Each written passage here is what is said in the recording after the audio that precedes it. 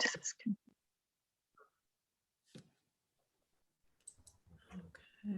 Thank you. Okay. And then we are going to need a volunteer secretary this evening. Sarah. I'll be the secretary. Oh, thank you, Scott. All right. I would like to introduce Keith and Noe and say thank you so much for joining us. Hi, Keith and Noe. Thank you very much. Hi. I think, Noe, you said you weren't going to be able to be here for the whole thing as you're just starting a class. So however long you can give us. I think I'll be able to be the whole round. I just sent my professor a quick message and he responded, so I should be good. Great. No pressure. If you need to go, feel free. And Keith, thank you for, I guess you got your daughter worked out for her horseback riding, so all is good. Thanks for being here too. Thank you for the invitation. Okay. Oh, sorry. Just blocked my screen. Hold on one second. Okay. All right. And Rebecca, we can't see you, but you can hear us okay. I know you're on mute, but Yep, I can hear you. okay. Can you Great. hear me? Yep, Yeah. we can Yes. hear you. Okay, good. Okay. So let's call the meeting to order at 7:08. Okay, so we'll hold adopting the agenda Uh-oh. for now. Why don't we move right on into the planning calendar and then the director's report? So on the planning calendar, just pull that up. So we've had a lot of activity in the last month or so. And I think right now what we have coming up in June is the scholarship, which I forgot to actually list that on the agenda. Note to self on approving the agenda. So awarding the scholarship this month, which we are proposing to do the actual award ceremony during the summer celebration on June 26th. So in addition to all the other exciting activities, we will do that. Is that correct, Kim? Yep. Okay, great.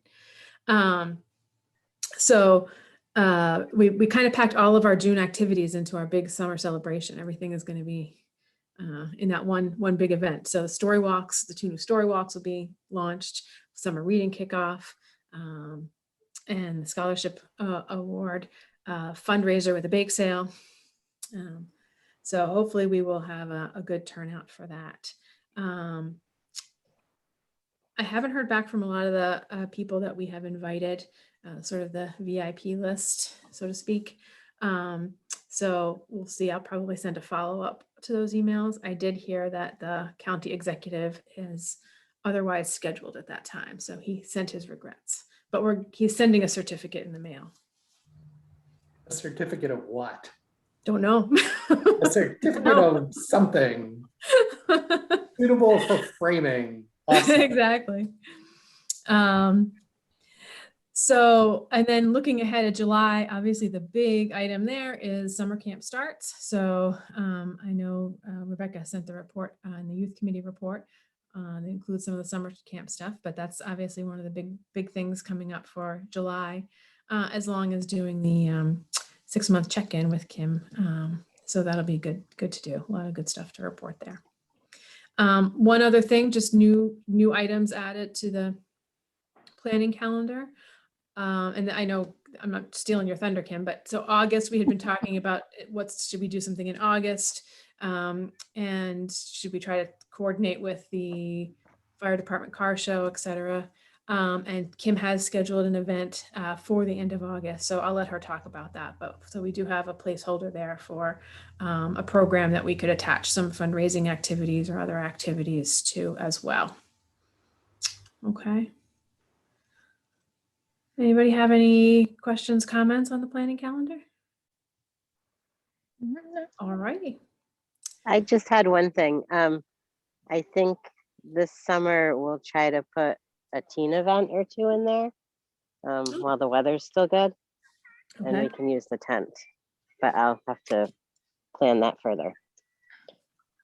Okay, that sounds good.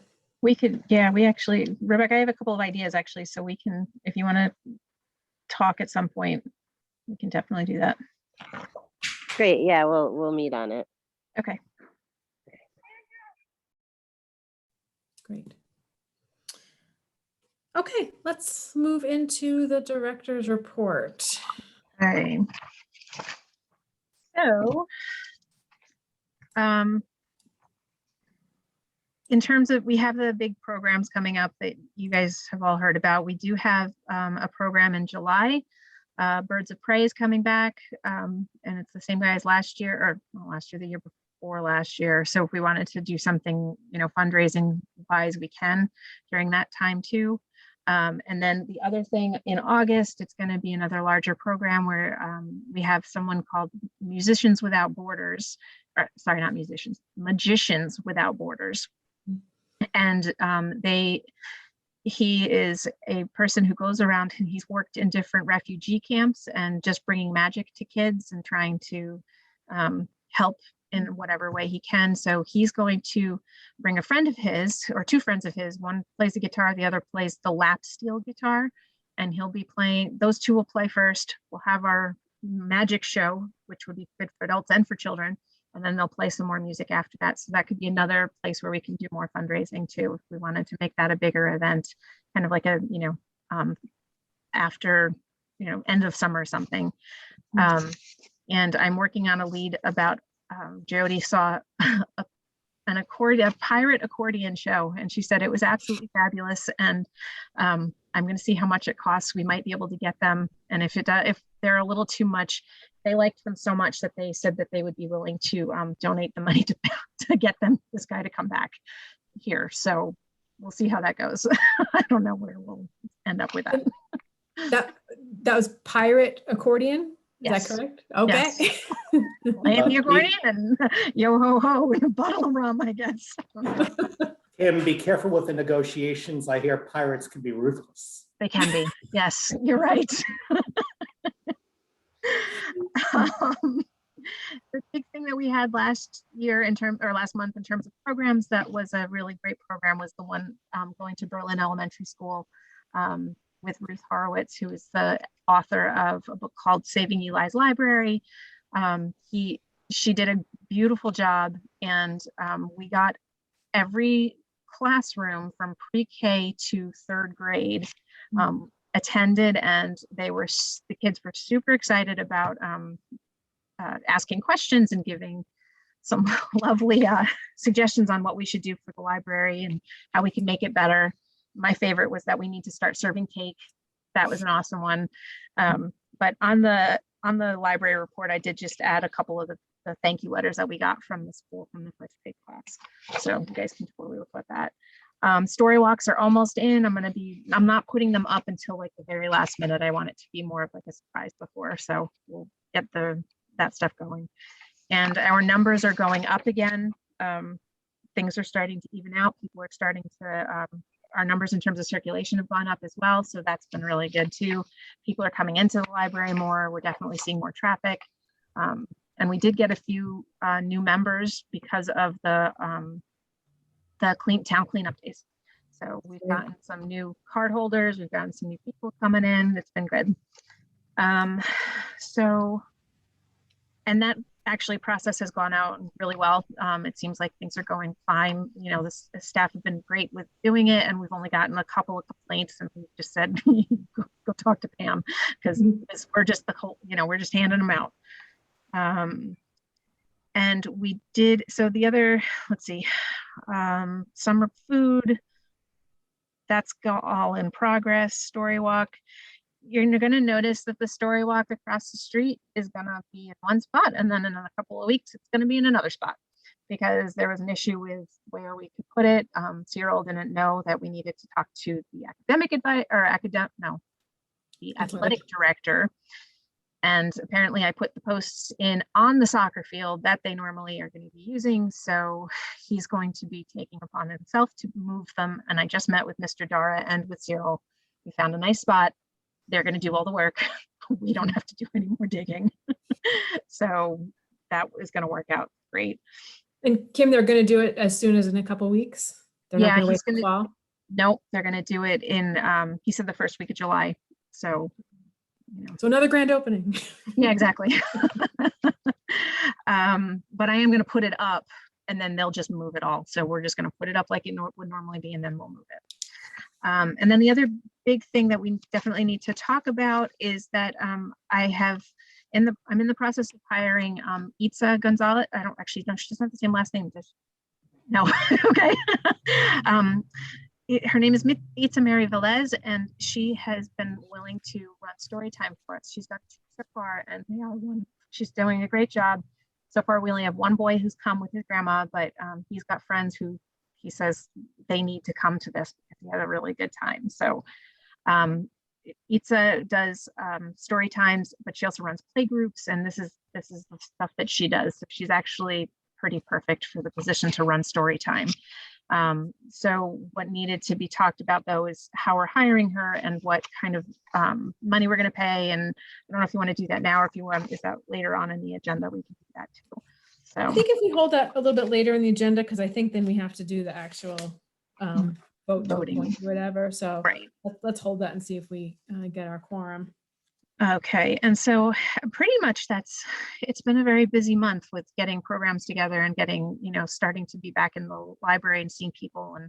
And so it's, I think that's pretty much where we are. Yeah. Kim, 2 questions for you.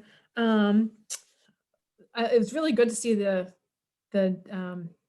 new visuals in the report for the circulation. It's interesting to kind of see how things are going and looking at the trends. I think, did we say last time that now that we were open again, we would add the number of people coming into the library, just so we would see that? I think I did say something about that. I will add that next time. Okay, thanks. Yeah, no problem. That would be good just to see. And then I know last time you explained the situation with expiring memberships and the way that the pandemic had, we had held all of them and then they all came up at once. And I think we talked about maybe sending a specific email to that group of people to just say, hey, from the SML perspective, because I know they get a general, Pay your card time to stuff. renew or whatever, but something that, and just gives them a little bit more about, we are reopened, here's what's going on, that kind of thing, just to make sure that they're. Yeah, I have to get that list from Upper Hudson. So. Okay, great. Thank you. The other thing too, well, actually, do you have it on the COVID stuff? Never mind, we're all good. We'll talk about that later. Okay, yeah, 1 more minute. And just one thing to add, it wasn't in your report, but just so people know, we have started and you've done a lot of work on the clean out effort. So we have been tackling anything we can do to clean out, and so we can get the community room back in good order for using that for programs and events, and also some of the other areas of the library and the attic. So Kim has been able to get in touch with people to take stuff that is no longer in use. So the Green Closet, Berkshire Thrift, patrons, and it's been good progress. And the same thing it'll happen with the book sale area in the community room. So we're doing all we can to try to make that space, kind of the premier space again for a nice. Right. We also want to be we're used. going to look into putting computers in there so that can be kind of a quiet workspace for when we're not using it for programming. Maybe seeing if we can get a couple of couches or chairs that people can sit and have a quiet space in there as well. So, we're going to try and see what we can do, keep things, get things cleaned out. So let's go on to I have a question about the community room. During July, will the Jessica be able to use a spot to kind of keep things and organize things for camp or? Yeah, definitely. Okay. That was definitely a part of my plan. Rebecca's calling in from game today. So thank you for doing that, Rebecca. It I am sounds at a exciting. baseball game. That's why I'm muted most of the time. But Otis got his first hit ever, so that's Yeah, great. yes. Hey, Otis. Okay. Okie dokie. So moving on to COVID-19 pandemic phase update. And of course, we now have a new milestone that's happened in New York State to talk about. Kim, what have you heard? What have I heard? I've heard that quite a few libraries are, especially the bigger ones, are now going with what CDC recommends, which is the whole, masks are for people who have not been vaccinated, and everybody else doesn't need to wear a mask. So far, we've been okay in the library, but a lot of people come in and we're like, they'll forget their mask and say, please put one on. And they're saying, oh, but I'm vaccinated, but yeah, I'll put one on. So I guess we have to kind of decide where we want to go with the mask situation. It's, I think a lot of the libraries are doing it that way. And people are saying things like, if you go into the kids' room, because kids 12 and under can't be vaccinated, maybe we should, please wear a mask when you go in there. But we're so small that it doesn't really make a difference. We're all in the same space. So I kind of wanted to see what some of the other thoughts were about whether or not we should continue with masks or whether we should go with what CDC is saying. I mean, I know, around town, there's masks are not required by anybody anymore. So I don't know if we should go with the flow or if we should say, no, we're going to continue wearing masks until kids can get vaccinated. Thoughts?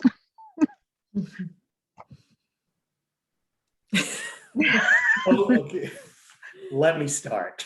Okay, go for it.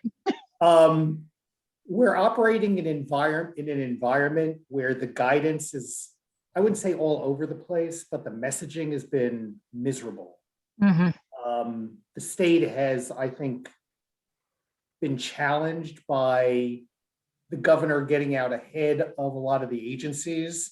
So he made an announcement early on and the guidance hasn't been, well, it's now been adjusted, but there's a lot of uncertainty. I've actually been through some of the guidance related to the work that I do, and it's just challenging for folks to know what they're supposed to do because there's a lot of flotsam and jetsam from the trails, and it gets confusing. So there's a lot of confusion out there, and if you're confused, join the crowd. And things are similarly changing. I mean, I think the issue that we have, the issue with respect to the kids is a real issue. And I guess the question ends up being in part, how dense is our actual occupancy? Because if you remember the origins of the masking requirement indoors, putting aside people requiring everyone to wear masks, the actual EO directive, the executive order directive, is when people can't maintain adequate social distancing, they're required to wear masks, unless the Americans with Disability Act issue is involved, or kids under the age of 2. Mm-hmm. So the linchpin of this mask requirement is really the social distancing issue. So that if library occupancy is really low, even before the relief from whatever the orders were, there wasn't any requirement to wear masks, notwithstanding some establishments had the right to and did insist on people wearing masks. That really never was litigated, but that's a different issue. I think when we're approaching it, the issue ends up being in the first instance, how dense is the usage? What's our occupancy? And if there's plenty of room, there's probably, just putting aside what the current rules are, it's probably little reason, particularly now, given where we are, to require people to wear masks. So then the issue becomes, how do you handle it when it gets busier? And then how do you want to navigate? Well, obviously vaccinated people don't need to wear masks, but social distancing makes sense. And what kind of compliance are you going to get? And if you're going to insist on people wearing masks, what kind of pushback are you going to get? What's that going to do to goodwill? Of course, there's the issue of the public health issue as well, and what kind of risk there is. And that sort of like gets lost in the mix. It's probably easiest just to, if people want to wear masks, let them wear masks, and not require it. I think it'd be an easier kind of approach, and just ask people who haven't been vaccinated to wear masks. Just as an aside, the state fair, which will have hundreds of thousands of people in attendance, is, I believe, currently using a honor system, so that people who are without masks, or people who have not been vaccinated, will just be asked to put on masks, and no one's enforcing it. Obviously, if you have a mass gathering, that's different than the Stephentown Memorial Library. But I'm just saying that, you've got this approach. So at least with respect to the state fair, either the governor or the Department of Health, whoever made that particular decision, didn't see a particular risk, at least with the outdoor activities, but it's also similar on indoor activity. And that's where the fuzziness gets involved, because the messaging with respect to how do you handle indoors is a little bit different. I mean, essentially they've gotten rid of the requirements, but have told private and basically told private business that, you can require it if you want to. That's okay. But I think for us, it really comes down to something that we're probably not equipped to do, which is actually evaluate the health risk imposed or that arises when people aren't masked at this point. And, that's sort of hard to evaluate because it's sort of hard to evaluate. But if you follow the guidance, you don't have to do it. But I think probably, I mean, correct me if I'm wrong, probably the best policy is to encourage mask wearing, or tell people that who haven't been vaccinated wear a mask, and leave it at that. But that's sort of where my head's at. And so I suppose the thing is the only people that we sort of don't have to rely on the honor system on that is kids, young kids at this point, since they can't be vaccinated. So they would be required to wear a mask indoors in the library. Which probably makes good sense. And then the idea of the social distancing and or limiting the number of people in the library or in a particular area of the library, I think generally speaking, that's not a big issue unless there's a program. But we do have with camp, if there are kids, coming in after camp to pick up Camp books. raises a different issue because I think there are different rules, and I haven't looked at the camp rules. I don't know whether they've continued. Some of the areas have continued, others have not. Rebecca, do you know, or Jen, do you know? Well, for over? camp, what we're following is what the school is doing right now, which is that if you're outside, regardless, you don't have to wear a mask. So, we're just staying outside the whole time. We may have them put a mask on if they're under a tent doing a craft or something. But even, in the elementary school and high school, if you're on the playground, if you're outside, nobody's wearing a mask. And we've allowed the room to have, with that extra tents to be able to have that social distancing aspect. I was less concerned about during camp hours, more that, what if there's, several families who want to come in at pickup time. And then, that's an opportunity where there could be more people than normal. During camp, I think basically no one is going to fuss all that much if as a, being cautious, just saying, look, there are lots of kids around, they're not vaccinated. During the time where the children are around during camp, we're asking everyone to wear masks, or if you haven't been that, that may be easier. As of right now, we're not sure if we're going to change this. We've had to adjust our rules so many times in this planning process.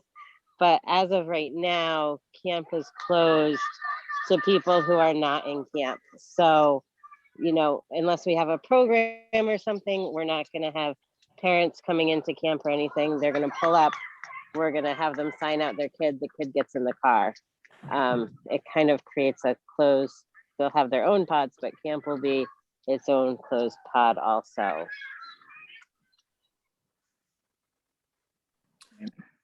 So Scott, were you suggesting that we continue with the policy of requiring masks through July? To just say that's because No, actually, no, I think I was Oh. coming out of it, we're thinking that we should probably think about removing the mask requirement. I just think except figuring out what circumstances it seems to make sense.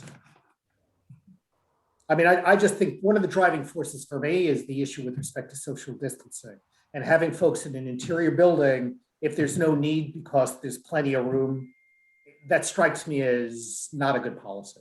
And I think it's one that will create resentment. The problem with being that flexible is that you're that flexible, and then you have to deal with people being cranky because when I was in the last time, it wasn't a problem, but now it's a problem, and you run into all of that stuff. And that could be tough for the staff. I don't think we're going to have a problem with too many people in the building unless we're having a program. And right now, all the programs we're having are going to be outside. Which is So great.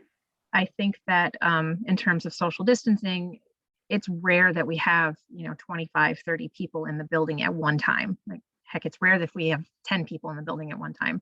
So I don't think that that will be a huge issue. I think that with camp, normally, the kids come out of camp and parents are all hanging out in the parking lot, and then they go into the library. But if they're going straight to their cars, that's probably going to mitigate that a little bit. We might still have families coming in. My concern too is though it's the kids that we can't, that don't, they can't be vaccinated yet. So it would have to be, I don't know if it would be something to say, well, it's up to the parents who are coming in with the children because they can't come in by themselves anyway. So if they want them to have masks on, well, that's their prerogative. If they don't, then, what's our policy towards it? Yeah, I think that it makes sense at this point that so many other libraries around the area are going to CDC guidelines and saying, we're just going to follow what the CDC is saying we have to do. Then it's the question of, we still have, in terms of the staff, we still have the plexiglass up, we still have, we'll still be cleaning things. So I don't think it's going to be a huge issue, but again, it's up to us to decide whether or not we want to change that policy or not. Kim, do you know if the staff feels comfortable at this point? I'd say so. Yeah, I'd say so. We don't, when there's no one in the building, generally we don't wear masks around each other. If it's just like me and one other staff member, because we've all been vaccinated and we know, we can trust each other on that. So, but I'm pretty sure that everyone seems comfortable. And if they're not, they can still wear masks if they'd like to. I'm not going to say don't. Right. But they would be comfortable with other people coming in without masks on. I think so, yeah. So it seems like we're leaning towards changing what the existing policy is. So I think we need to just defer our final decision until we get another board member here and we have a quorum, or we'll do that by executive session if we don't end up with that tonight. Does that make sense to everybody? Yeah, and update the language of the policy. Yeah. Okay. All right. So we can keep that in the back of our minds as we keep going, and then we can have a final discussion. Okay, in the hopes that Melanie joins us at 8, we'll skip over the treasurer's report and we'll go on to the committee reports, starting with brand and marketing. Sarah, anything to highlight? Yeah, just at the bottom of my document, there's a few things. We have 136 completes on the survey as of a little bit earlier today. Which is not terrible. We're at 10% basically, and we're a week and a half in. The only thing is that the numbers are coming in a lot more slowly, and it's very typical that you get the big hits at the beginning. So I don't think we're going to get to the 250, but I think we'll have enough to have pretty interesting information to work with. So I think that's good. over the course of this month, I'm going to be working on a banner plan for the report, and Jen and I are going to work on coding verbatims, which is basically taking all those open-ended responses and categorizing what people are saying, and then saying 20% said this and 50% said this and so on. So that will take us through the middle of July to the end of July, I'd say. Kim, I'm assuming as far as the Veterans Lecture Series, you're still working on that, and that's moving along? It's moving along very slowly. It's been hard to get in touch with people, but Greg Sider did say he would be willing to do something again. And Okay. I have another person who said Catherine Kidd from Ollie said she'd be willing to do something, but she can't do anything in December. So I'll be in touch with her in August. And I'm going to keep contacting whoever I can find to see what we can get. Yeah, maybe it makes sense to even wait till the fall, the early fall, to sort of relaunch. It might, yeah. Yeah. It might. Okay, great.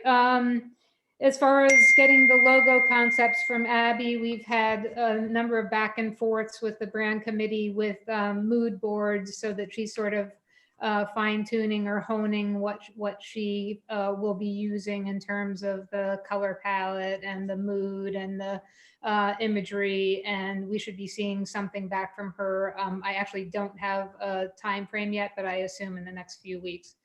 So that's moving along. Jen and I have been working on taglines, and anyone else that would be interested in throwing their hat in the ring and coming up with a few taglines to bounce off of the committee would be cool. So we can talk about that at our brand committee meeting on July 8th. We found it's very good for insomnia, or when you have insomnia. Seems to be when you can come up with good taglines. Or it creates insomnia. Yeah, one or the other. I don't know. Sarah, what time is the meeting on the 8th? 4 o'clock.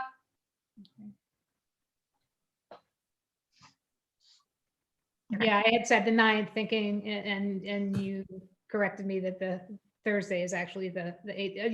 You think you won't be able to make it? We might be able to. By the time we have to be in Boston at 10 o'clock, and I don't think that the stuff we're going to be doing is going to take more than an hour or two. So we should be able to be back in time. Oh, great. Okay, very good. And just we want to make sure that we integrate all the branding efforts, the logo, the tagline, the palette, the everything into the library's work plan as we move forward or don't with Paul. So that's something we need to think about. And then I just don't want it to fall off the radar that we want to be at least working with the Stephentown Historical Society on the new family welcome kit, and thinking about what the library would like to be providing and offering there, and see if we can do something a little bit more collaboratively. And that's it. That's it for me. Thank you. Okay. That actually reminds me of something I just forgot to mention, that we are going to be working with the Stephentown, the Historical Society on, Bev and I have been talking about trying to get performers to come to for like a summer concert series. She's going to try, and she wants to do something every Friday night if we can possibly do that at the end of the, under the tent. So I said I'd be happy to work with them, and it could be something that was sponsored jointly between the two organizations. So I thought that was a great idea to try and go for. So Yeah. That's what we'll be doing. She's working on finding performers, and hopefully we'll be able to make sure we can afford for all of it to happen. So Great. Yeah, I'm really glad that they want to work together on this. yeah, they definitely were excited about it. So Great. Okay, strategic planning. I think this is where we'll cover the work we're doing with Paul Mays. So Scott, I thought you did a really good job of incorporating, summarizing, and very clearly articulating what we were getting at in some of our other passes of the document. So I would propose, if everyone has had a chance to review that, that we use Scott's version to send to Paul. So it has some of the questions, and then the what we want to get out of the master plan, and some of the ways that we might want to work with him to identify funding and all of that. So I thought that was very nicely and succinctly captured what we were getting at. Does anybody have any comments on that or questions or anything else to add? Yeah, I was curious, what do we know about pricing other than he sort of gave us a ballpark? But it wasn't clear to me sort of what components, the other thing which was, I think, of significance is he's talking about a conceptual planning document. And there are a lot of things that we were talking about, which would be additional services, which wouldn't be covered in that. So, I mean, I think the anticipation is that we go ahead with retaining the firm, what we're going to end up getting is sort of like a staged plan for the development of the facility. And I think probably also they come in and take a look at the facility and talk about the systems and that sort of stuff. And I think that's probably what you're buying for the approximately $6,000 to $10,000 range that he gave you, I think. But that we'll have to nail that down. And the question is probably from our standpoint, and given what our resources are, is there a way to better focus what he does and sort of limit the scope of the project so that it's not as expensive as it might be? Because I would imagine this could be a very complicated piece or maybe a simpler piece. And I just don't know what their flexibility is or interest in having that kind of discussion. Right. Or even phasing it so that, again, for us to be able to cover those costs comfortably because the only thing I was thinking of is whatever we do and putting aside whether we seek a grant, do a very, very quick grant application at the moment for something very, very small. We're not going to have a whole lot of money. So the less we spend on this, probably the better. But I mean, I think we've chatted, and my view is that this probably is a really good idea for us, even though it may be on the more expensive side. I think it'll be very helpful to work with someone like Paul, because I think he's got a great wealth of experience across all sorts of libraries of all sorts of sizes. I just think that I was very impressed with him. I thought he'd be just a fabulous resource for us. But it had a cost. Right. Just so you know, I did try and get back in touch with him, and he's been out of town for the past week. So that's why we haven't heard back from him. He did say he wanted to try and call today and touch base, but I never heard from him. So we'll see where things are. I'm assuming, I also told him that if he's on vacation, please don't feel like he needs to call me right now. Like it can wait until he gets back. So. Great. Okay. I think that's really, even though Ed's not here to speak to anything else in that committee, I mean, that's basically been the focus of the last month. So I don't think there's anything else. He can chime in if he joins us, but okay. So fundraising, we have the June fundraiser coming up, Scott. Yes, we have located this is going to be Cookie Fest. A lot of people are making cookies, all different kinds of wonderful cookies. I think we've got toffee bars as well, some brownies and muffins. So that seemed like the desserts of choice. And since we were looking for ease of service, that's fine. This is not going to be a major fundraising event, but so be it. Unless we can charge a real lot of money for cookies, but I don't think that's going to be the case. But it should be sweet, so that's cool. The other thing we should just probably think about, and this wasn't really a report about anything, so in any event, the state of the bake sale is fine. We will get a table, people will bring cookies in, we'll figure out how to package it and sell it, and we'll have coverage, and that's not a problem. We may want to, in connection with the planning stuff, think about maybe the back stairs or whatever as a discrete project and do a trial balloon of fundraising for that particular project. One of the things that we may want to think about is setting up a little matching fund. If we want to sort of encourage, if we could raise A, then people will contribute B. That's something that we may want to play with. A different direction. I'm just raising it as sort of a possibility.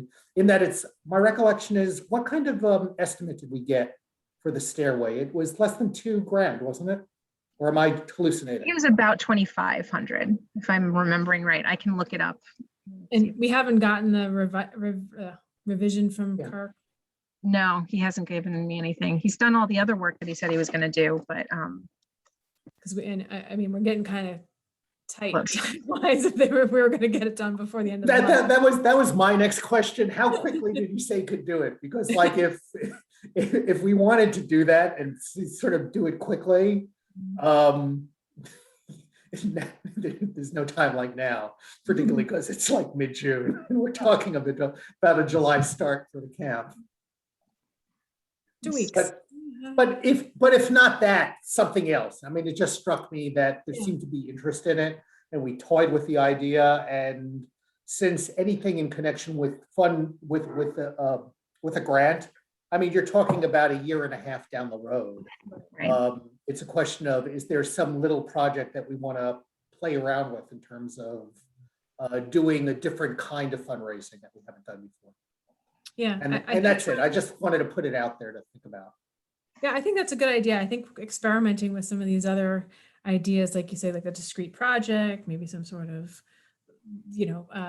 matching incentive kind of thing that we could do. And also, maybe as we look at some of those other projects on the grounds, things like, here's a plant a tree, help this garden, that kind of thing, where we could even put it online and have it sort of as a discrete item for people to.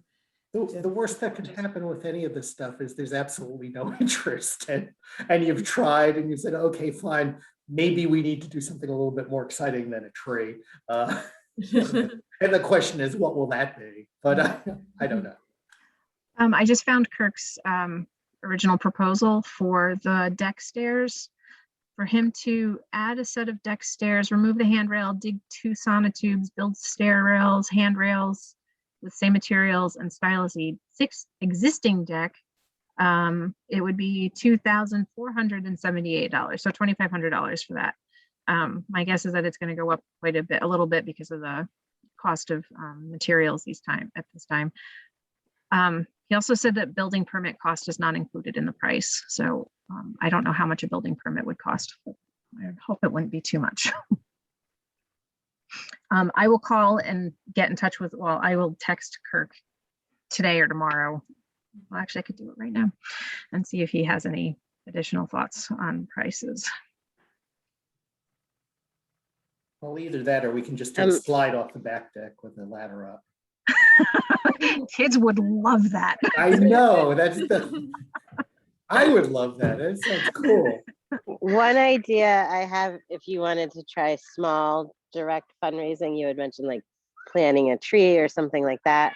I think over the benches in the backyard, the plan for those benches was for there to be some kind of perennial garden where people would actually like to go sit in the benches, and it would be a pretty spot. So maybe something like, raising money for a few perennials or something like that, where if it doesn't happen, it doesn't happen, but you could try it out. It would be a small donation. Actually, I would suggest something a little different. There are plenty of perennial gardeners in the neighborhood. What we could do is organize a drive where people start splitting perennials. I've got hostas all over the place. It probably through contribution and people just doing the kind of maintenance for perennials that we never do. Probably it's the wrong time of the year for that, but you may very well be able to get a sort of a nice working group of plants to do something with. Just a different way of doing something. Right, and that might tap into some volunteers that may not be bakers, but find a different way of volunteering maybe. I like those ideas. I know Kim and I were also talking about an idea of doing something like I can't think of the word, flower garden, like where you can come pick your own flowers, and have something that would draw people into the yard, throughout the growing season and stuff too, come and pick a bouquets, that kind of thing. So I think we have a lot of manageable, smaller projects that would attract different different people and different levels of contributions that we could start looking at. So I think this is good. I think we, Just to put it out there, I was been thinking a lot about the area around where we did the story walk and how cool it is to be in there. And I think that if we were to try and do some, not professionally done, but like make your own, like makeshift children's walks or children's gardens of some kind, you know, even just fun stuff to put in there that we can make, you know, I would love to see eventually, you know, places for adults, but just a nice garden area and some way to make the back area really special, I think. And if we were to put a children's garden back there, that might help a little bit in terms of not having a playground in the area. And I did just talk to Mr. Dara and to Cyril Grant about a playground across the street, and that will not be happening. So Dan has been experimenting with taking cuttings from trees and rooting them. Oh. He's been, which I don't know where we'll ever put all of these. He's been doing it with willow trees. That I've seen like at Grafton State Park. They have a bunch of small willow saplings planted and then they make them arch over. It would be kind of cool for like a, you know, children's walkway or something. And that back area is nice and wet. Yes, the willows would love the bog. yeah, willows would be perfect. Cool. Okay. Anyway, that's where we are in fundraising. That's my report. Thank you, Scott. And just one last note on fundraising, just that the annual peel, we will start to need to talk about that soon so we can kick that off in the fall, early fall. Be ahead of that.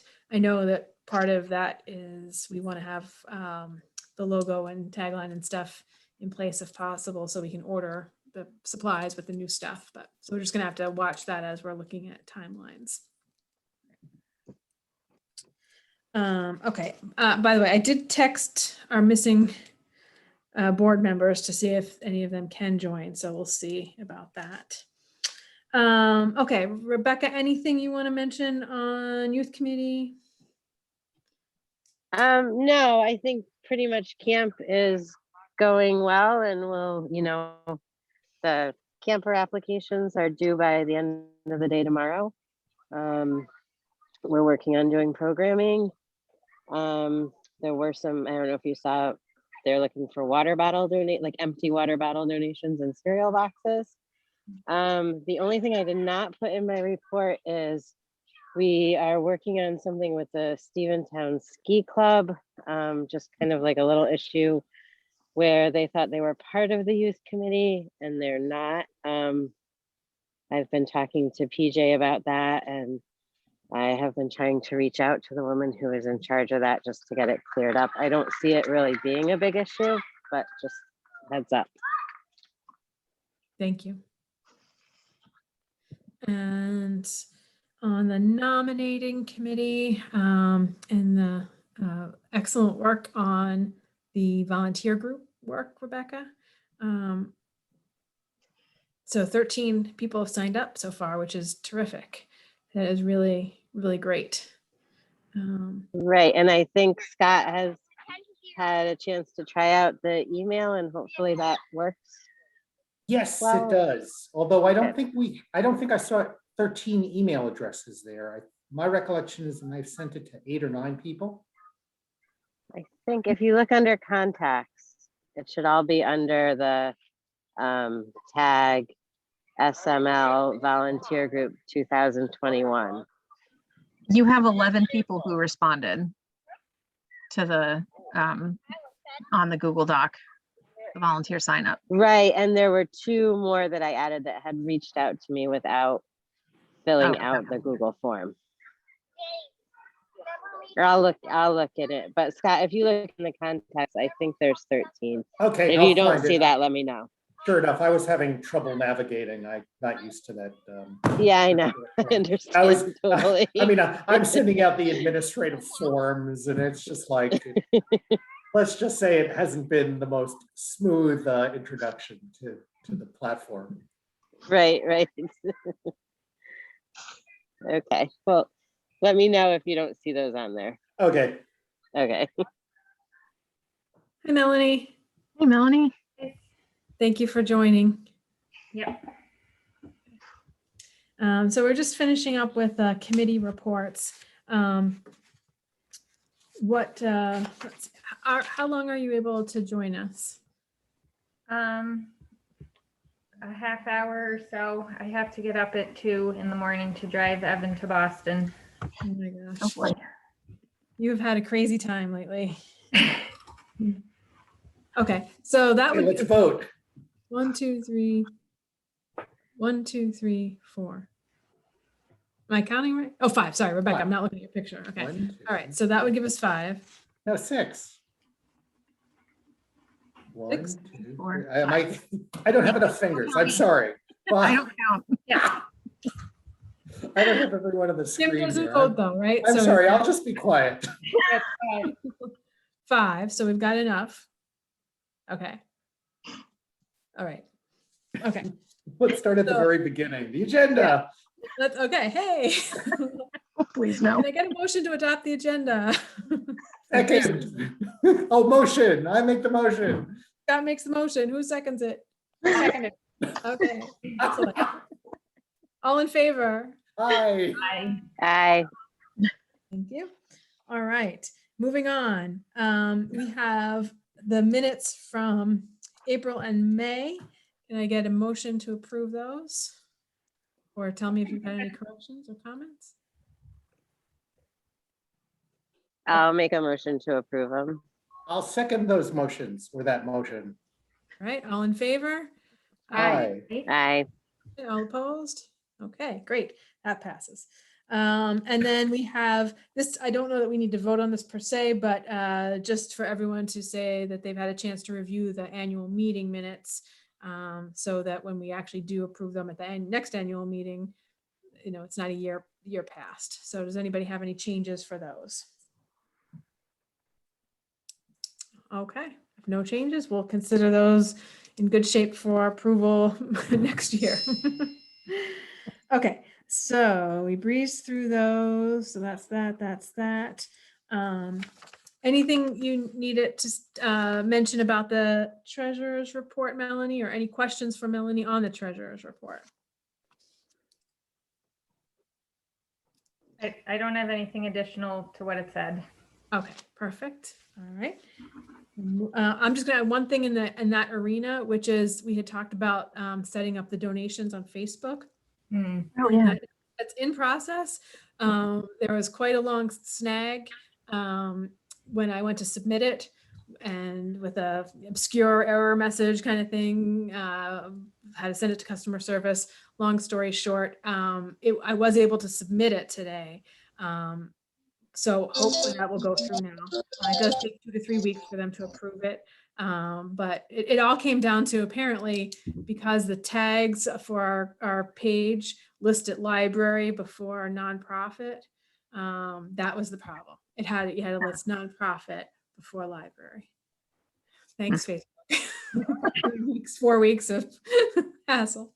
Anyway, so that's moving. So I know that was an open item in that arena. Okay, Melanie, what we discussed before that we need to vote on is the next phase of COVID reopening, which as related to masks. So let's see if we can put this succinctly. I think what we agreed is that as many other libraries in the system are doing, we would adopt the CDC guidelines, which basically says, masks should be worn by those who are not vaccinated. Those who are vaccinated are not required to wear masks, and that we would continue to try to maintain social distancing within the building. So indoors, unvaccinated people on the honor system should be wearing a mask. And so we would like to, we'll go ahead and let's see. So can someone make a motion to make that policy change? I make the motion to make the policy change. Okay, and second?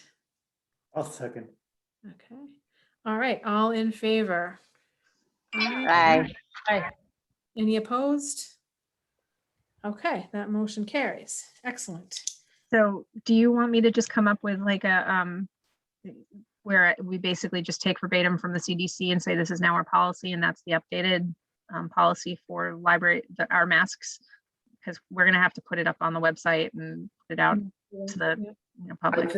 Why don't we just adopt it and then do a link to the CDC website? Okay, Or if you want to, you can just put the document in our site. okay, so then that would be you're adopting the CDC guidelines and then I'll just put a link to their website for our own policy. Or I'll just take it verbatim, they said. Yeah, either way. I mean, you can attach it as, a document, which can just be pulled up, or you can just. Okay. Great. Okay, so the other thing we're going to need to vote on, to jump ahead on, is electing new board officers. So the trick being, I don't know, can we vote on people who aren't here? Vote them in without their say? I think that's how it works, right? If you're not here, Usually you're was- secretary. Next thing you know, you're president. You guys so- are evil. So casual discussion first, I guess, on this. So I'm willing to stay on as president. Scott, are you willing to remain? Being vice president is somewhat risky, but I think I can do that. I think I'm healthy and everything, so, you know. That's not what I was referring to, but okay. Oh, okay, I see. I get it. Melanie, treasurer? Yes, despite my lack of time recently, I'm happy to stay in this position.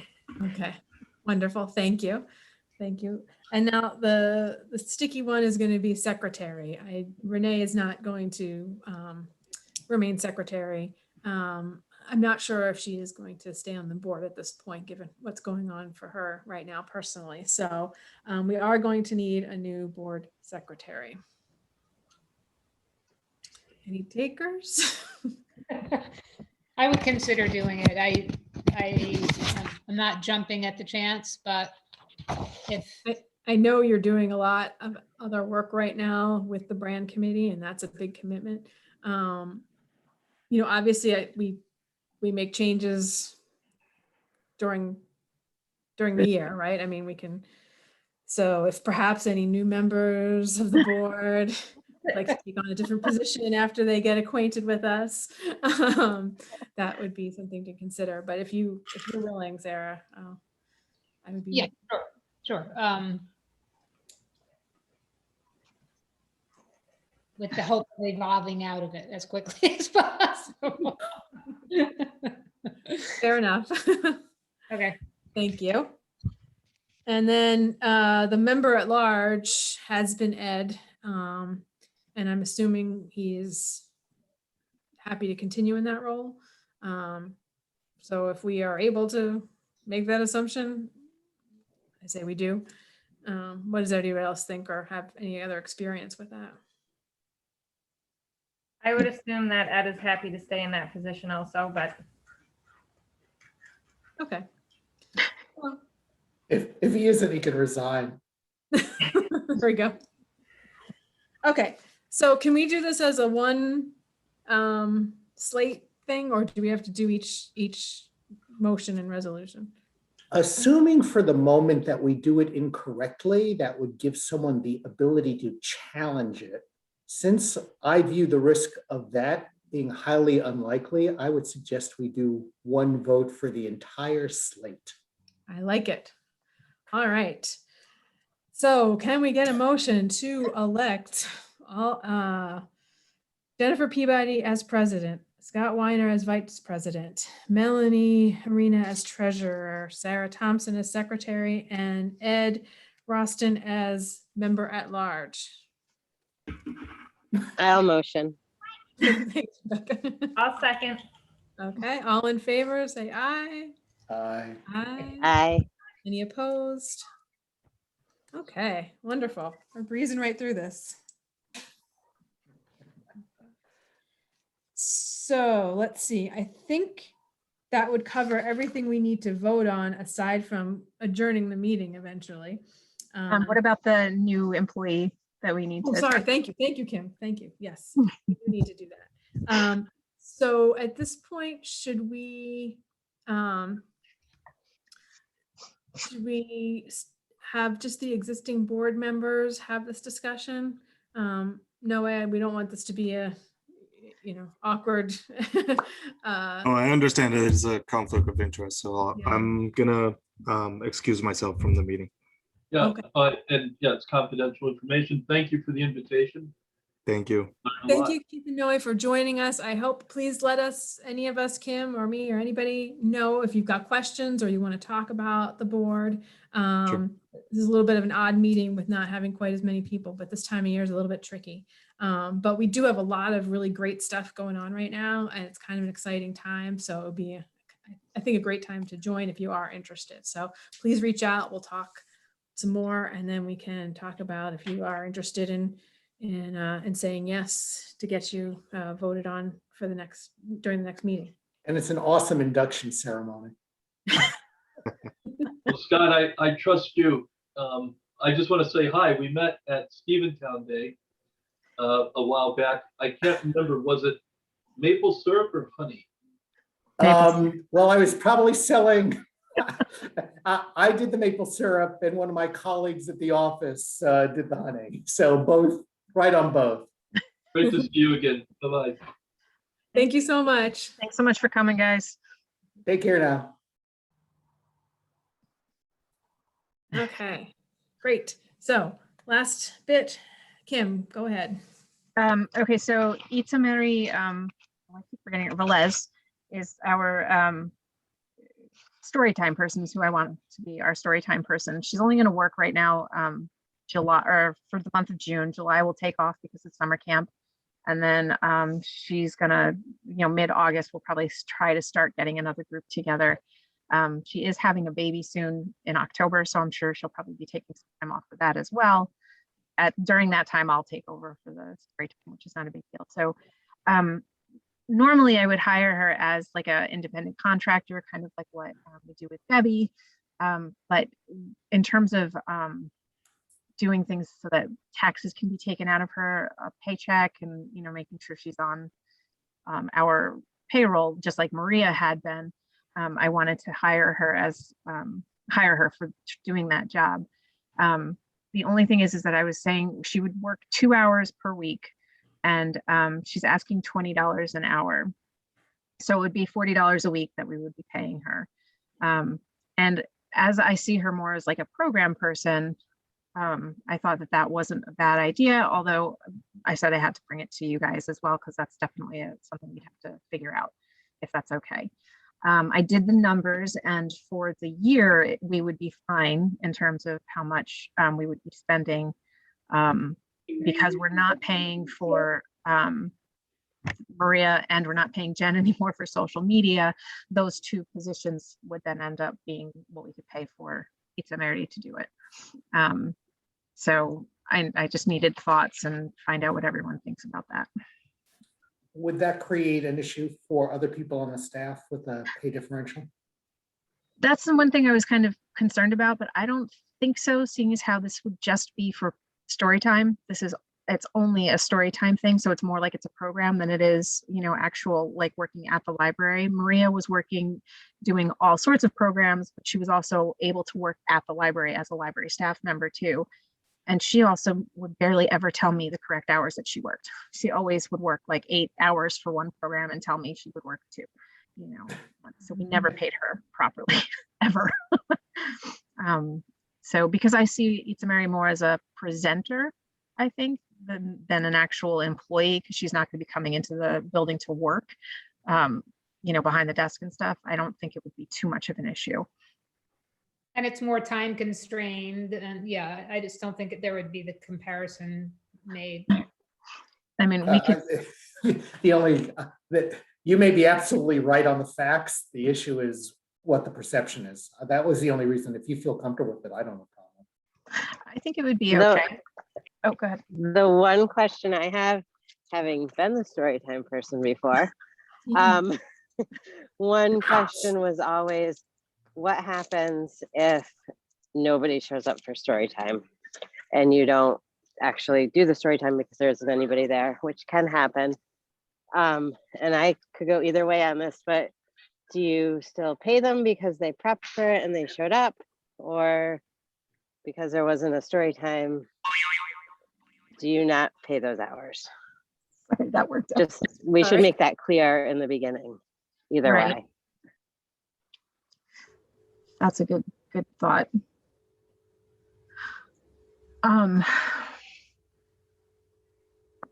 I guess I would be inclined to say, you know what, you showed up, you were set and ready to go, but because we didn't have anybody there, that doesn't mean that we shouldn't pay you for that time. She is setting that time aside every day, every week to be here, and she is doing the prep. I guess that And would we be mine. budgeted for it, yeah. I agree with that, because it's no fault of hers that people don't show up. Right. If we're taking this approach and you know, as you mentioned, she's a little bit more of a program person, and it's a little bit more what am I trying to say? So could we consider, is she going to be doing more of, if she's doing more of the planning, and maybe, you know, it's not just she's going to come in and read the book and do the activity and leave. If we're trying to give her a little bit more of the responsibility for that, I guess what I'm trying to say, like, could she also use that time to say, okay, someone didn't show up this time, I'm going to work on the next round of program, you know, Oh, yeah. plans for this, so that it's a little bit more of a that type of expectation of her, that, you know. To find something to do during the time, even if nobody's here. Right. I'm sure there's more planning that can be done, you know, so. Maybe Scott mentioned this when I was up helping Evan, but we've kind of used Maria before as programming staff. Does that make things awkward with Maria if we ask her to plan programs in the future that she's not getting paid the same as the storytime person? She's not doing programs anymore for us. Okay. She has said she said she'd be willing to come in and help out, you know, if I plan something and we need an extra pair of hands, but she's not going to be doing big programs at all. And if she does do a program, like say she comes in to do just the wreath program, which is, you know, the holiday one, I would say we should pay her as like a presenter, just like we would anybody else who's coming into the program for us. But I've taken her off of the you know, the payroll. She's not on there anymore, which it hurt to do, but you know, but she's definitely very busy in her own life right now, so she's not interested. Just one other question. You said that because we're not paying Jen now to do this, does that mean that, like, if we were the social media, which seems like a lot of, and she's also doing all of the other presidential duties, does that mean that we wouldn't have the ability to pay somebody else? No, I think we'd still be able to pay somebody else. I'm also using I would use the Stewart's grant that we get every year, which is between $750 to $1,000, to offset the cost of paying Itza for the story time. So we would still have some money left over to be able to pay another person to do Great. social media.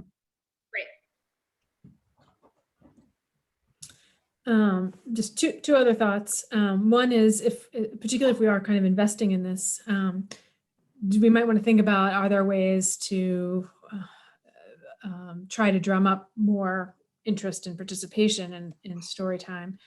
Obviously, we're about to have a break with camp and all that, so that's not going to be ideal. But after that, to try, maybe we can be thinking about some ideas of ways to reach out and see if we can bolster that so that it is a worthwhile you know, investment.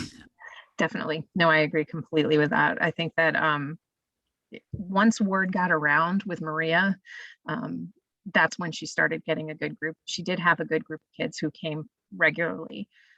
So I think that it might take a little time, but hopefully she can get a good group. And she was great with the kids. I have to say, she was playing with Dylan, and she came up with some obstacle courses for him to do, and she also read with him, and she is planning on doing some, once we figure out supplies and all that stuff, she said she'll do a craft with the kids, and kind of keep it in the same manner as what we normally do, where you have the story time and then you have the other half hour to do for parents and everybody to just talk and hang out at the library. So once we're back in the library again, I think it'll be a little bit different too. And Dylan did ask 2 of his friends to come because he really, I guess at the last one, he said, man, my friends are missing a lot of fun right now. So it was just like, that was great to hear. So I definitely felt like we're making the right choice with her to come in. And she's definitely, she has her education is in early childhood development. And, she was a teacher, and she's been working as a playgroup instructor for the past 5 years. So she knows what she's doing. That's great. And then do you want to just touch on the potential conflict of interest if Noe joins the board? Yes. So Noe is Itza Mary's wife or husband, excuse me. They're married. So basically, though, I just reached out to Tim in terms of conflict of interest, and anything that to do with paying people, Noe would just have to recuse himself from it, the conversation, and not vote on anything. He doesn't see it, it can be an issue, but because we're such a small town, you really can't say, 2 people can't be married and working at the same place, because it's too hard to find people in general. If anyone's interested, I can send you what Tim responded to me, just so you can see what his response in terms of the conflict of interest was. I can just forward you that email, but it was pretty, we can make it work, basically. I think Tim's right. Yeah. There's a recusal on specific issues. Right. And I don't think it's going to be, he said he could recuse himself on employee payment or program pay, on the budget. But that's not usually a problem. So. Good. Any other questions or discussion? Okay, so I think what we have to do is, I wrote it down, hold on, where is it? So it's technically an appointment of a new employee. So I guess we need to get a motion to appoint Itza Marie as an employee for story time. Motion to employ Itza Marie. Okay, can I get a second? I'll second that. Thanks, Melanie. Okay, all in favor, say aye. Aye. Okay. Any opposed? Rebecca, you're on mute, so just making sure you're good with this. Scott, you are too, but you waved your hand. All right. Well, I think the term is hearing no one opposed. So we're not hearing you, Rebecca, if you're opposed. But all right, we're going to go ahead. All right, carries. Okay. So let's just talk about something here. So the last things that we had on the agenda were committee assignments. This does not seem like, without everybody here, perhaps the best time to talk about this. Or alternatively, it may be the best time to talk about Yeah, this, I'll point everybody else. which is ground we've already covered. We do not need to actually vote on that, I believe, right? If that's correct, we just need to agree on it particularly. Yep. So why don't we, unless anyone has anything they want to discuss right now, we can do that. If not, we can sort of handle this maybe by some emails and some, if the existing committees meet and want to discuss stuff. What do folks think? I think we can do this informally. Okay. All right. So let's move on then. I'm going to mention one quick thing, old business, the American Rescue. Oh, Rebecca? I'm back. Sorry, I lost all service. I vote yes. Okay, excellent. Thank you. American Rescue Funds, after the last meeting, I think was when we had said, can we find out what this criteria is? Because what had happened was the first time we heard about this, it was like, hey, it's a free for all, everybody grab some money. And then the next time we heard about it, it was like, well, we might have, I don't know, there might be some things we need to. It might be related to COVID. And then it's gone down and down. And now there's apparently like a binder this thick of rules and whatever else. So the short answer is I don't think we have any hope of this. Long answer is I did try to follow up with Larry several times on the getting the guidelines as requested. Have never heard back from him. I did find guidelines online, but I wanted to confirm that those are the ones we're working against. But yeah, it seems it's very COVID specific. It seems so things like Rebecca, like the camp, the extra costs related to camp because of COVID. Yeah, that's feasible. But you know, most of the other things that we were kind of batting around do not seem like they'll be covered. So town board meetings Monday. See if you know follow up on it with them then. But you know, no free lunch. Any questions on that? Okay. So the other thing that we'll talk about another time, maybe informally with committees, is trying to help streamline the communication. I know everybody's like inundated with too many emails, and yet we also want to keep everybody in the loop, and we want to do stuff in advance so we don't have to have meetings that are 2.5 hours long. So, you know, some ideas to try to balance that out.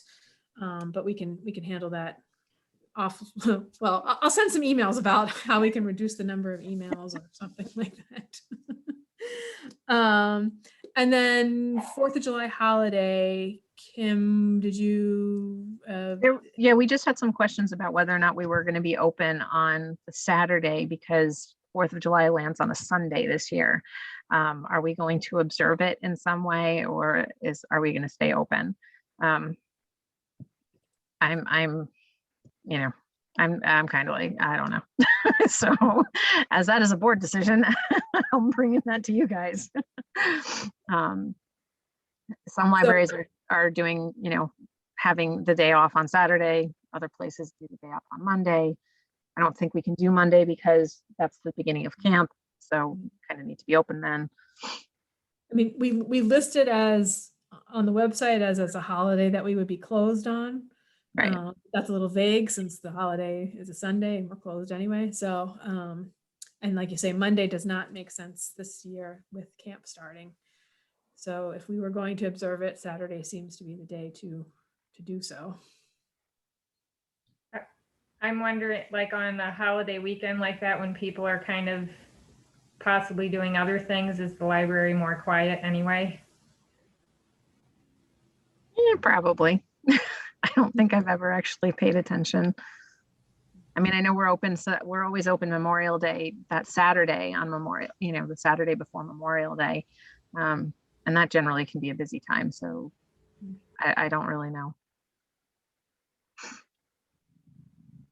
I don't have a strong feeling either way. I'm kind of thinking that since the staff is rotating Saturdays, somebody might be happy to not be working that day, but Possibly.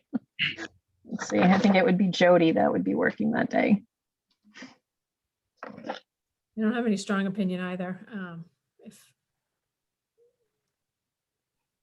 anybody, it's. Is there any difference in terms of if we were open and observing? If we were open, that we would have to do holiday pay or anything like that? Or no? No, we don't do holiday pay. But she would be paid regardless. No, she wouldn't. If she doesn't work on the, you know, if they don't work because of a holiday, it's not in the budget to pay. Just ask her if she would prefer to have it open or closed, or just. Well, let me ask a dumb question, and it won't be my last. We're not really observing the holiday. It's just we're not opening. If we don't have a commitment to pay for holidays, why would we close? Mm-hmm. That was a statement more than a question, I think. But I mean, it was a rhetorical question. I just wasn't like, I don't know. It I mean, it seems sounds like, like the assumption is that she would prefer not to be there, but I don't know that that's the case when she won't get paid. So yeah, it seems like we should just keep it And- open and. and it's not like she's out shooting off firecrackers on that Saturday, so. No, Oh, you don't know. Well, I don't know. I guess I assume too much. Well, she took her vacation. She's just on vacation at the beginning of the month, so I don't know that she's planning on going anywhere else at this point. So I will just state that I think we should stay open. Okay, Sounds good. sounds good. Okay. Does anyone have anything else? I just wanted to Um, put on with the scholarship. Oh, right. Thank you. Thank you. So we need to vote on that, right? Or confirm on that? Pull up my little chart. Melanie, did you give us? I only heard back from 3 people. And so far, the first choice, applicant 4 has 2 votes and applicant 5 has 1 vote for the first choice.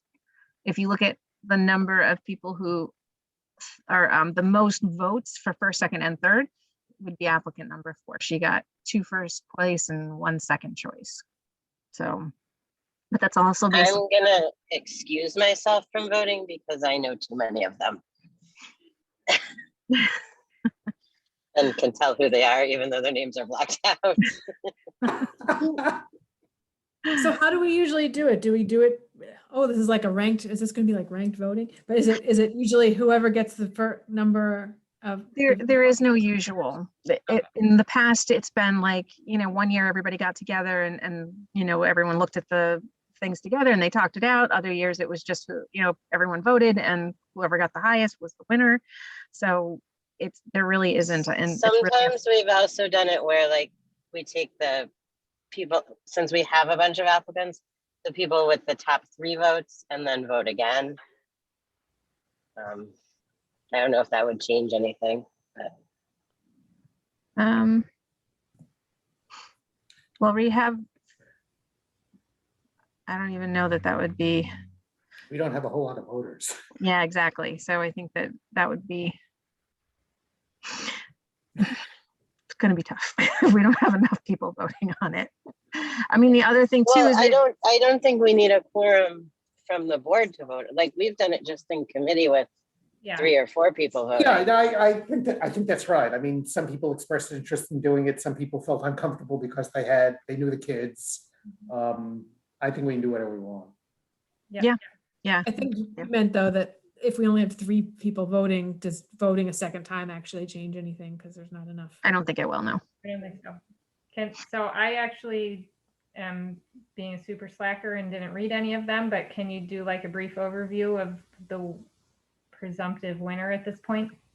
Sure. Let me pull up the file. Where did it go? Oh, I'm losing it. Okay, hold on.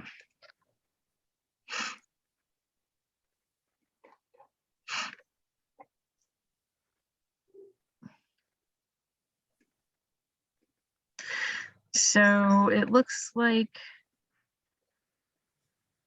applicant number 4 is the person that has the most votes so far. And this person is from the Averill Park School District. The SA community service has been a huge part of his life. He was born into a family where community service was an essential part of his life.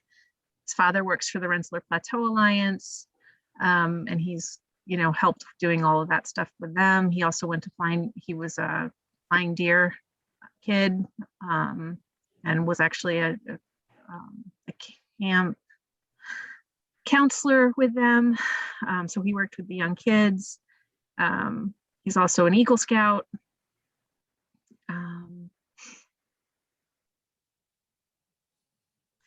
And he says that throughout high school, art has been his favorite subject.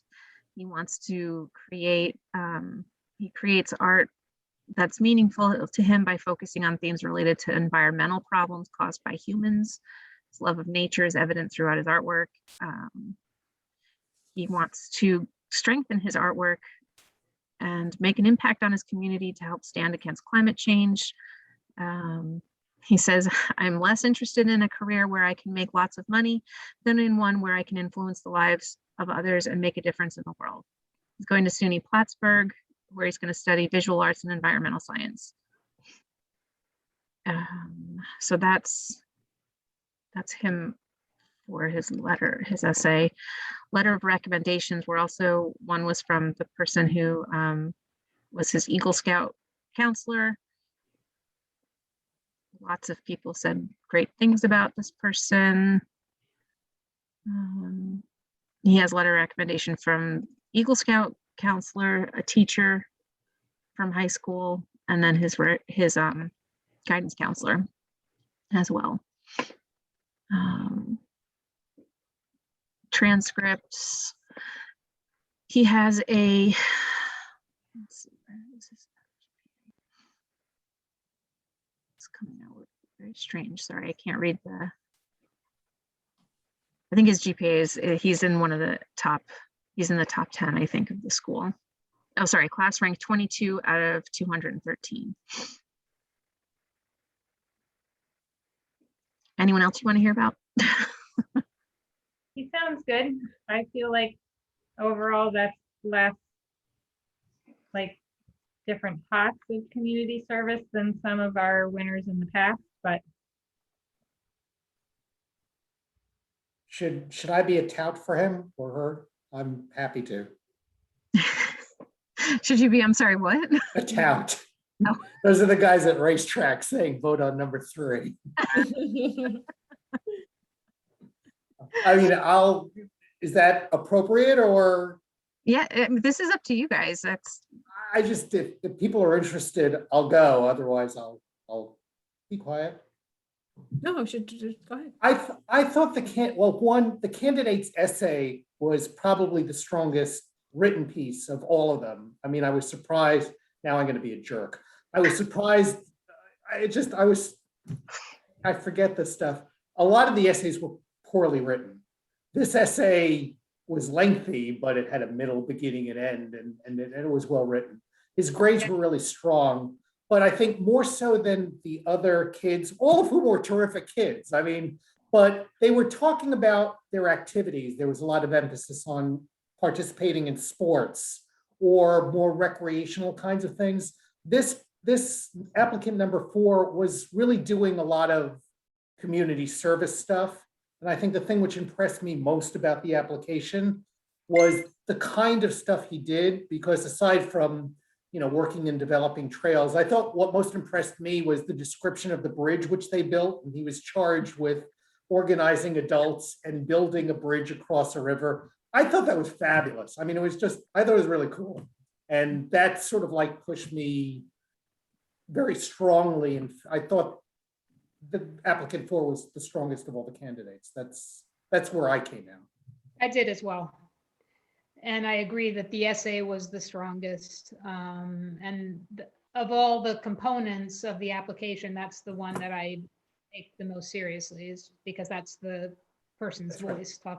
And it also seemed like that's the purpose of the scholarship. It focused on the community service. So I thought, while there were other folks who were doing all sorts of cool stuff, that's what swayed me.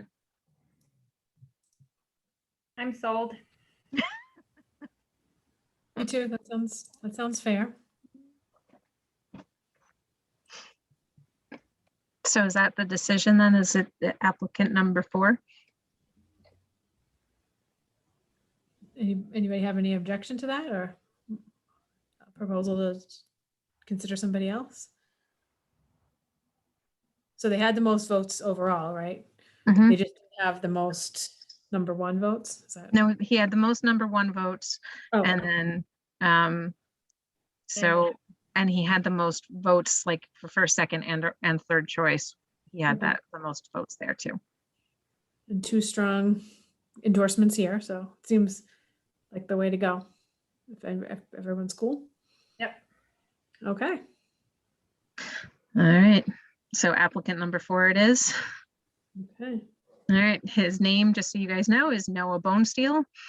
And he is, so who wants, Jen, do you want to call and let him know that he's the winner, or tell everybody the results of this, or, because I think usually it's either the president or the scholarship committee chairperson, but we don't have one of those right now. Okay. Sure. Yeah, I can do that. You just tell me what to do. So I Okay. would just call him and And him? we can, yeah, and we'll send them a letter Writing? to, just as a, like a, congratulations. And then you can, for the other candidates, I think we usually we send them a letter if they didn't win. Okay. Do we have a old one I can use to? I don't know, Melanie, do you have I- one? Yeah. I can't remember if I emailed the kids who didn't win last year or sent them an actual letter, but I'll look. Okay. Sure. So I can call tomorrow, and as soon as I get something, I can send the others out. And then we'll invite them to next Saturday. Oh, I have the letters that we used back in 2019, so I can show you those too. Okay. And I think I let the kids who didn't win know before we started announcing the winner, just because I didn't want them to find out that way by accident. Yeah. Okay. Jen, I'll be here at the library tomorrow from 12 to 5. I'm working for Vicky, so if you want to talk about it, like even on the phone or whatever, we can, Okay. go over that stuff. Okay. Do we have email addresses? Because that's probably Yeah. the quickest way to get the word out. Okay. Yep, So I have emails. email with the letters, okay, or email lettered. Yep. And we didn't do this last year because we weren't sure what was going on with COVID, but in years prior, we did kind of like a little scholarship presentation ceremony. Have you guys talked about that? Talked about doing it during the summer celebration next week Oh, nice. Okay. That's on Saturday, right? on Saturday. Yeah. Would we want to do that like right after the ribbon cutting or something? Or what do you think, Kim? We might have to, I just want to check and see when their graduation is, Ah, because we might end up having to have it at a different time. okay. I mean, we could certainly do it like we've done it before. Now that, I mean, we can, because we can be inside or whatever if we, with the family and. Graduation is on June 24th, so we're good. So maybe Okay. he'll still be around. And Elaine says she's working that Saturday, right? So. Yep. Yeah.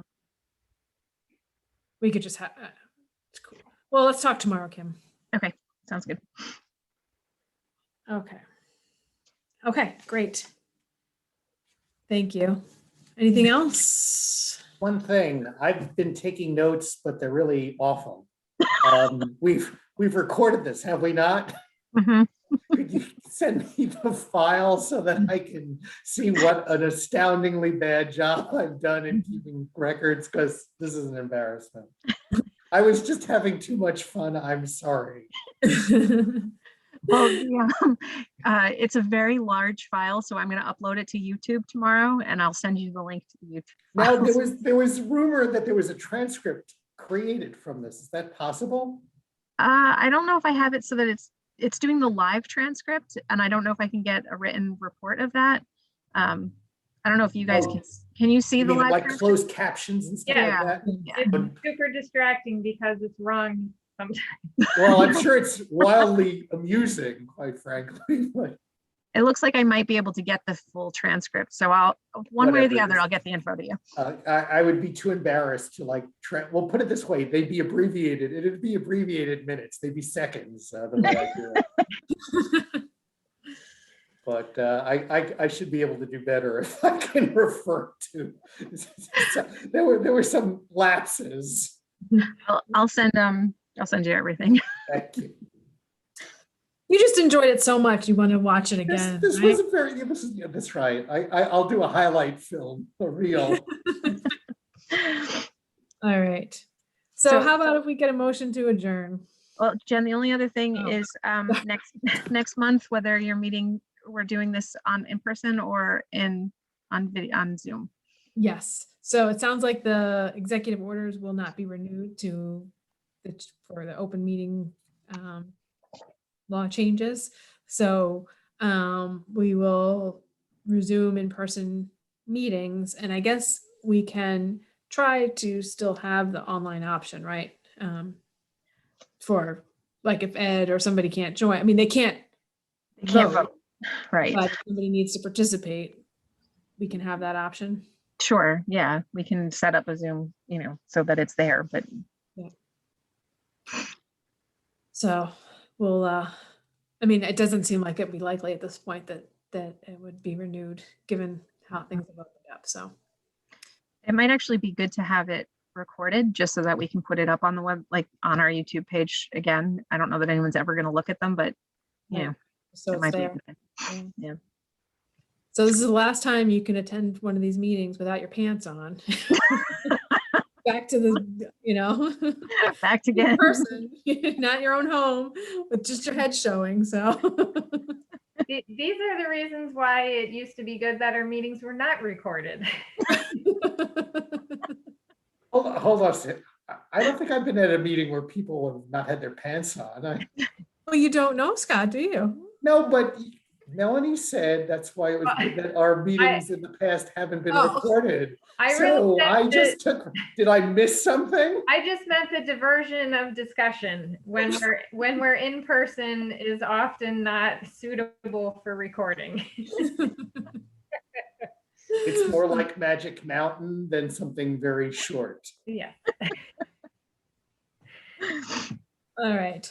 Can we adjourn this meeting already?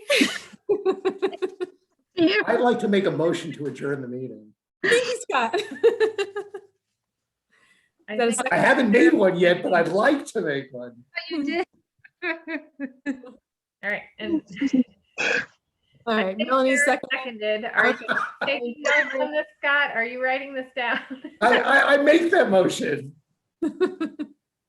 All right, motion's been made. It's been seconded by Melanie. All in favor? Aye. Aye. Okay, Aye. motion carries. Thank you, everyone. Melanie, especially thank you with your early call tomorrow and crazy schedule.